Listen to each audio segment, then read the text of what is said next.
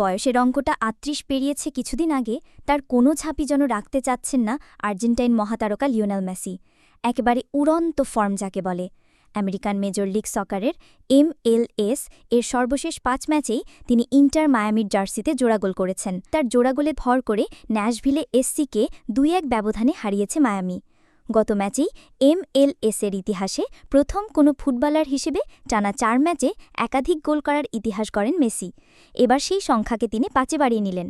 এ নিয়ে Montreal, Columbus crew, আবার Montreal, new England revolution এবং ন্যাশভিলের বিপক্ষে টানা ৫ ম্যাচেই করলেন জোড়া গোল। এছাড়া ফ্রিকিকে করা গোলেও নতুন রেকর্ড গড়েছেন আলবি সেলেস্তে তারকা। তিনি এখন ফ্রিকিকে চতুর্থ সর্বোচ্চ ৬৯টি গোলের মালিক। ন্যাশভিলের বিপক্ষে ম্যাচের সপ্তদশ মিনিটেই আজ গোলের সূচনা করেন মেসি। কয়েকজনের মাঝখান দিয়ে মারা নিচু ফ্রিকিক শটে তিনি গোলটি করেন, যা ২০১৮ সালের পর থেকে তার ৩৫তম ফ্রিকিক গোল, যা পেনাল্টি গোলের চেয়েও বেশি। ওই সময়ের মধ্যে স্পটকিকে মেসি ৩৩টি গোল করেছেন। ৬২ মিনিটে আসে মায়ামির পক্ষে তার দ্বিতীয় গোল। এবারে স্কোরে কৃতিত্ব অবশ্য ন্যাশভিলে গোলরক্ষকের। সতীর্থকে পাস দিতে গিয়ে তিনি সামনে থাকা মেসির পায়ে বল তুলে দেন। এরপর আরেকজনকে কাটিয়ে জালে পৌঁছাতে ভুল করেননি LM10।